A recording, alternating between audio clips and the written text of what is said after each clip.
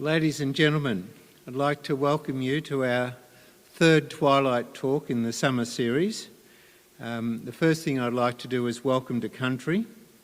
The Ballaarat Mechanics Institute respectfully acknowledges the traditional custodians of the land on which we live and work, the Wathaurong people, and pay our respects to their elders past, present and emerging.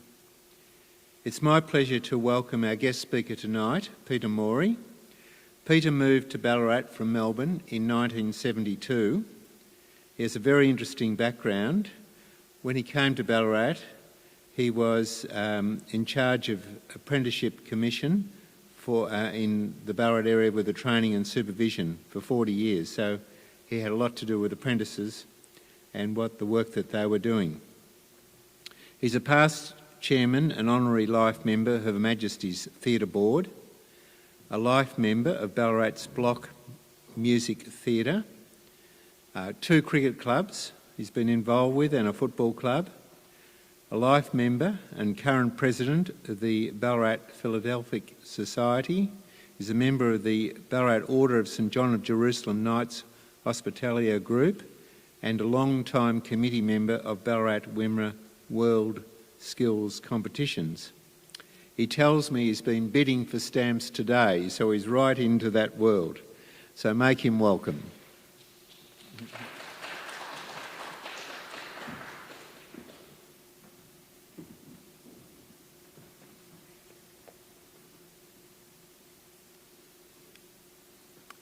Thanks, Phil.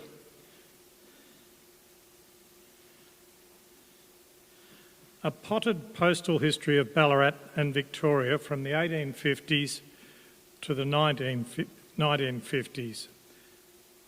Firstly, the dramas of the Ballarat Post Office in the very early days, around 1856 in fact. A series of letters was sent by the then Ballarat postmaster, Mr Charles Payne, from January 1856 to the Postmaster General Alexander McRae, complaining about the ever-increasing volume, due presumably to the gold rush. I quote Mr Payne, "Had not I called in assistance for which I have to pay, I could not possibly have forwarded the mail entrusted to me. Mr Scott, willing as he is quite inadequate to do the duties imposed on him. This office must doubtless be closed, and not from any unwillingness but sheer exhaustion." Correspondence continues, and it was not until the end of 1856 that poor Mr Payne received a letter from the Assistant Colonial Secretary representing His Excellency the Governor of Victoria, agreeing to 1 additional staff member coming up from Geelong, which was, I thought, rather magnanimous of them. But anyway, that's the 1 member of staff increase. How did I get into philately? Firstly, I began as a child, like so many of us, with one of those albums that most of us had, and stamps from the family mail, pen friends, stamps from Woolworths, Ampol packets and newsagents packets. Then in my 50s, after active sport, I found time to get more serious about my collecting. My main interests are Australian pre-decimal stamps, Victorian stamps and Victorian postcards, Victorian town postmarks on King George stamps, as well as Papua New Guinea to the 1940s, and anything Ballarat. The postage and revenue stamps of Ballarat and Victoria. Each state printed their own postage stamps from 1850 through to Federation and beyond. Many were printed in the UK as well as in Australia. The Treasurer of Queensland is famously quoted, "I have tax stamped everything and everybody except babies."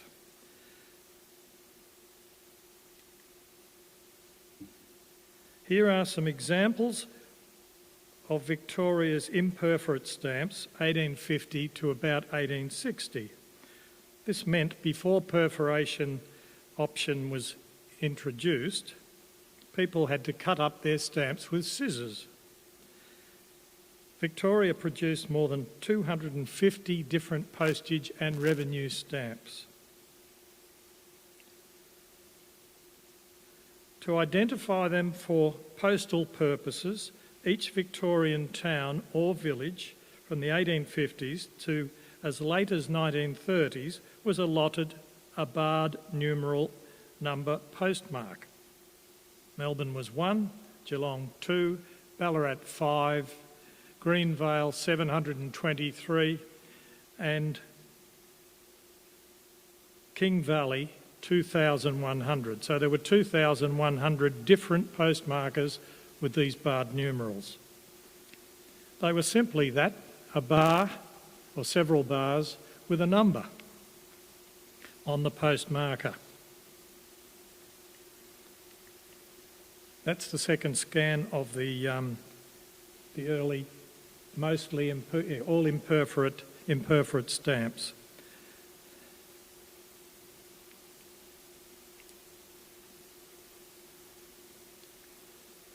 These three envelopes, the top one from Ballarat, number 5, even though you can't see the 5, it is there, addressed to one Stanley Hyman Esquire, Gold Office, Creswick's Creek, in 1857. A 4-penny stamp was required, which I think was excessive for the time. The other two were to England, costing 6pence each. 4pence to Creswick and 6pence to England. Took a little longer to England, of course.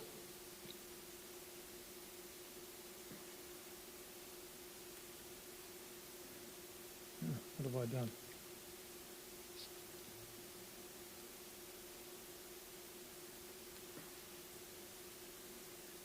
The top envelope is from Ballarat with the 2 A's in Ballarat and a Ballarat barred numeral to Tasmania in 1870. The middle envelope is from Ballarat Club to Darlington in 1876. And the bottom one to England in 1881.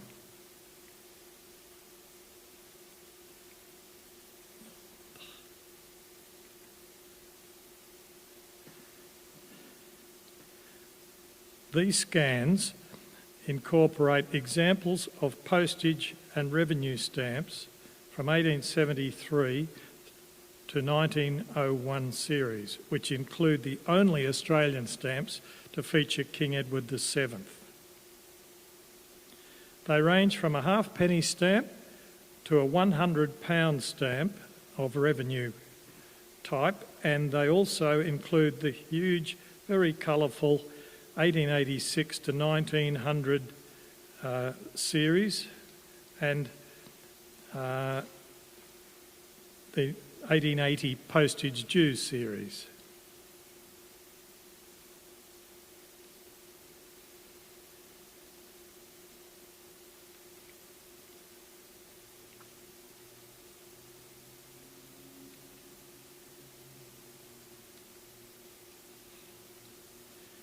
These stamps are the high value ones, £10, 25, 50 and £100 stamps.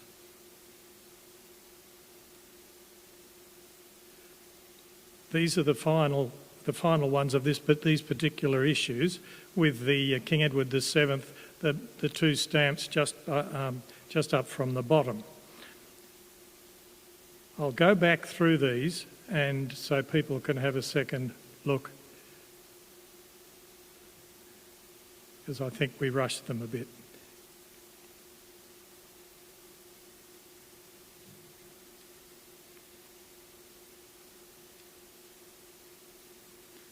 The stamps across the bottom in this case range from £5 to £9. I think they're very attractive and are very popular with collectors to this day.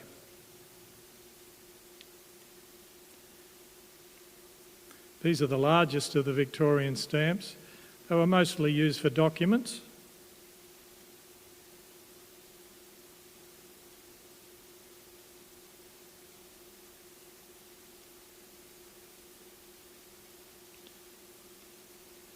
The last four were stamps produced, the larger ones on the top for the Hospital Fund and Patriotic Fund stamps at the bottom.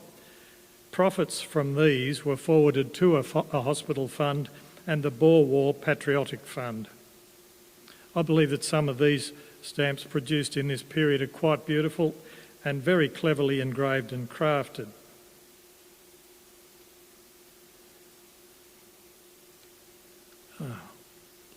The next three images are Ballarat business postcards, the top one for A. Bloggs in 1896 selling Snow White baking powder, Mr. James Miller, Ballarat Commercial Union, a postcard from Ballarat in 1884 with the number 5 postmark to the Commercial Bank in Collingwood.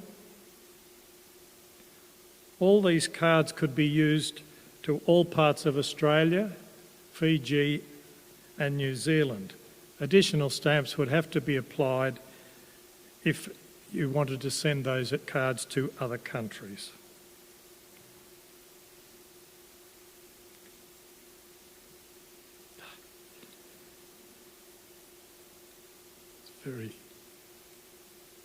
These 4 cards are unused examples of Queen Victoria postcards.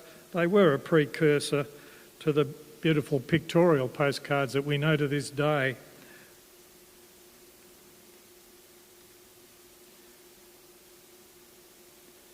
These are the famous beer and baccy postcards.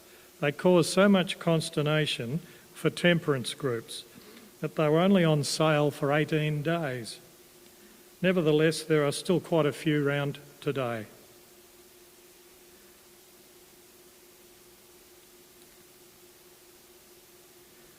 These are 4 newspaper wrappers, including one from Buninyong with the number 23, that was the barred numeral for Buninyong, to Melbourne.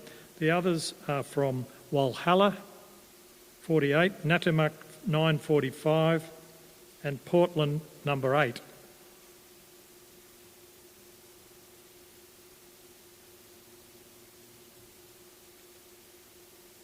The next 2 scans are early pictorial postcards, including Town Hall and Shoppy Square and Lake Wendouree, and the Arch of Victory and the Ballarat School of Mines, featuring the beautiful architecture on the museum facade and the variety of local postcards on King George. Sorry about that.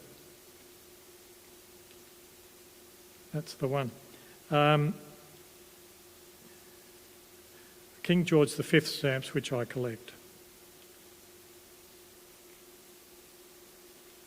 The next image is an invoice from Harry Davies & Co. Proprietary Limited in 1916. Of course, it was situated what is the now Myers Corner. As you can see, I collect old Ballarat invoices too. In fact, anything Ballarat. These 3 cards are official postcards addressed to the Town Hall, to Colonel Williams, to the Town Clerk Ballarat East and the Acting Town Clerk Ballarat for the period of 1908 to 1917.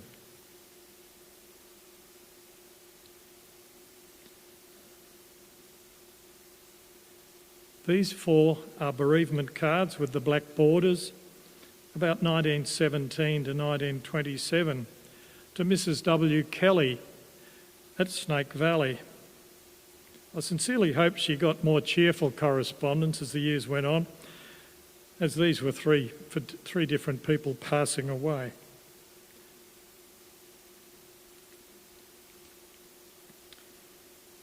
This envelope on the top is for Cobb's mail coach from Sutton's Proprietary Limited, Melbourne, for the centenary of Ballarat in 1938. There's a lot of these envelopes still in local collections. The other is a Scott's Pharmacy, Sturt Street, mailing of photographs to Millbrook in 1939.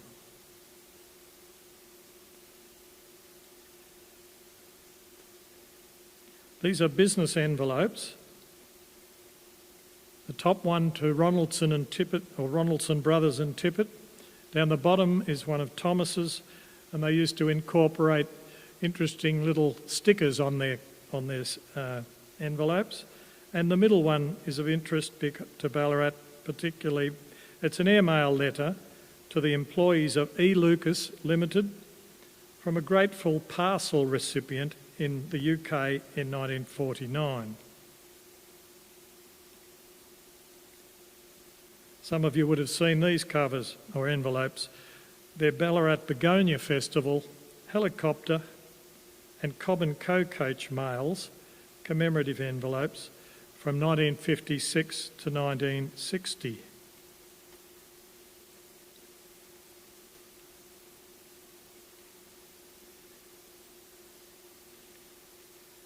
And lastly, we move on to the Melbourne Olympics come to Ballarat, to Lake Wendouree. On these three covers, one registered at Lake Wendouree and the other two incorporate the 4 stamps that were issued for the Olympics, and it also had the first multicoloured stamps produced by the Postmaster General's Department.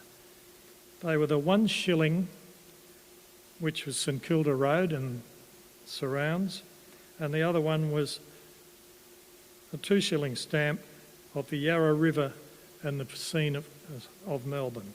2 earlier stamps were produced, and they were promotional stamps of 2 shillings, both in green and blue. They were produced at the end of 1954. This scan shows rowing items, tickets from Lake Wendouree, including entry tickets, a photo of rowers, a canoeing program, and a bookmark commemorating the event.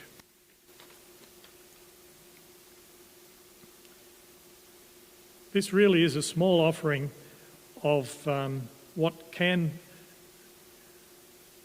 be done when you are collecting Victoria, or Ballarat particularly, and it's a challenge to philatelists of all ages. It can be very challenging, but it is also a lot of fun. The scan I'll put up now is some information about the Ballarat Philatelic Society. We have, during this year, mailed out 150 packets of stamps to kids, and intend to do a lot more of it. If we can get some more donations of stamps, that would be great. But we thought during COVID, and we were quite staggered at the number of particularly nanas who asked for us to mail out stamps to them. My sources of information are my own collection, Stanley Gibbons stamps, and Mr. Max Watson, who was a great help to me in my early days of collecting.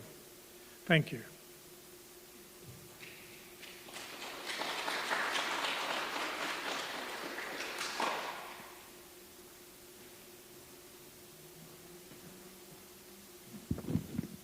Thank you very much, Peter. I'm not going to let you off lightly. We're going to have some questions, and you can tell us about some of the aspects of stamp collecting. I find it quite fascinating and very historic what you have there, and I'll see what you can tell us a little bit further. The term philatelic for stamp collecting, do you know how did that come about? You've got me. I think it goes right back to about the 1880s is all I know, but the actual word itself I'm unsure. No, well, it's an unusual word, isn't it, philatelic? It is, yeah. Because stamp collecting sort of says what it's about. Now, as I understand it, there are fewer stamps used today than the period that you're talking about. How do you, especially the children you're getting involved with, how do you try and inspire people to want to get into this world? Well, we try to get youngsters involved with collecting themes. Perhaps they might collect ships or cats or cars or trains. There's 1,000 different options on stamps worldwide. We find that can encourage them to get into collecting, but it is, in this day and age, very difficult to get young people interested in anything other than the computers, isn't it? Yes. So stamps have changed a lot, and I guess one of the issues that a lot of people be interested in is the value. Now, I guess it depends how rare a stamp is. Is that how you ascertain the value? Like a lot of you've shown us today would be fairly rare. Is that right? That's so, yes. Rarity obviously influences the market, but it also is faddy, like many other hobbies, where things drift in and out of popularity. Things that you might have bought 25 years ago and paid quite a lot for are now worth virtually nothing, and then the opposite can often happen. It's happened to me, and I'm sure it happens to every collector, and it makes you tend to hang on to things. Now, you said there were 250 or so Victorian postage and revenue stamps.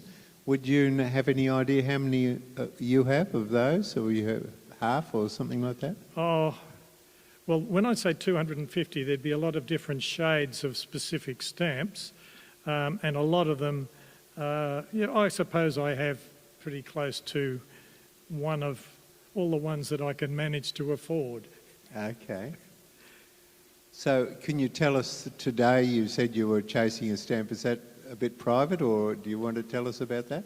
No, it was a King George stamp in a Tasmanian auction, and it was a variety, a printing variety, and it was an unused stamp, and I didn't have one in my collection, and this is another area of collecting that we didn't talk about at all, is that there are a lot of printing faults, and especially in the letterpress period of printing, that the plates wore down over the years and created varieties, and some are rare, some are not, and they're a real collecting interest for many people.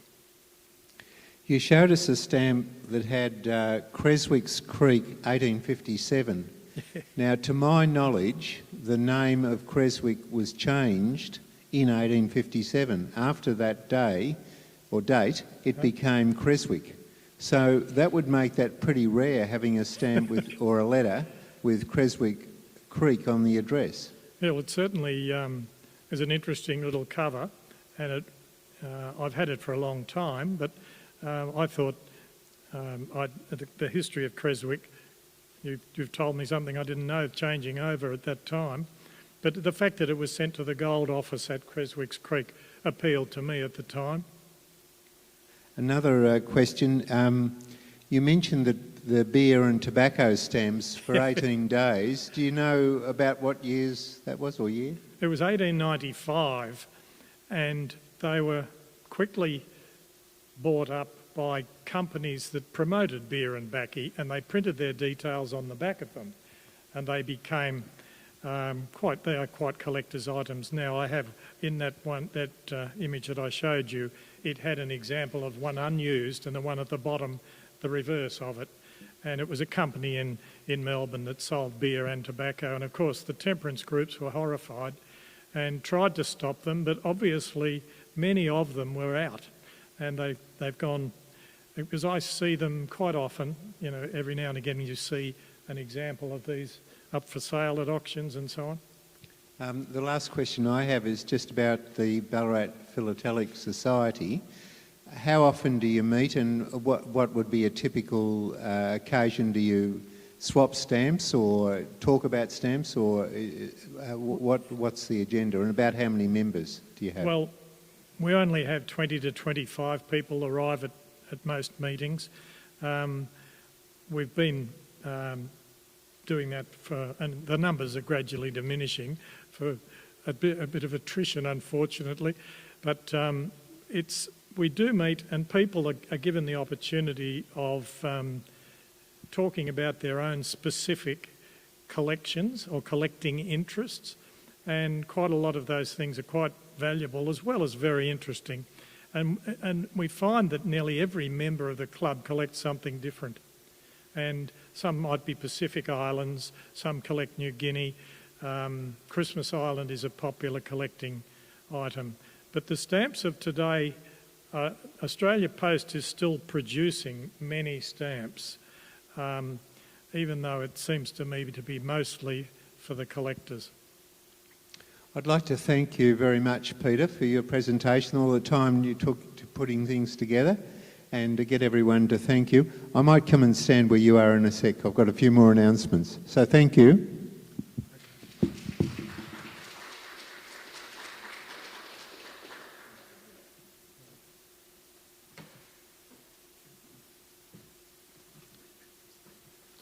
I just want to mention about the next couple of talks.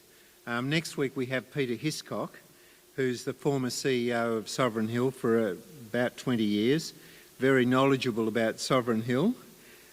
He's going to talk about the first 30 years of Sovereign Hill. And the big change we've got the next three talks is they're going to be on Thursdays. So tonight's a Friday, but we're changing to the 3rd, the 10th and the 17th of December. We're able to have up to 50 in the audience, and this one was capped at 20, but with the state government change in the COVID restrictions, we're allowed to have up to 50 people in this room here. So spread the word. The 10th of December is an online. Nicola Cousin is going to be talking about Dr. James Stewart, and he had a lot of close associations with the Mechanics Institute, and Nicola gave a talk at Sovereign Hill for the Western Bait lecture recently and did very well. And the last talk for the Twilight Talk series is the 17th of December, and be here again live. It's going to be about Breezeway and Uniting, and about their programs for the Christmas lunches for people of Ballarat and other events that are hosted by Uniting.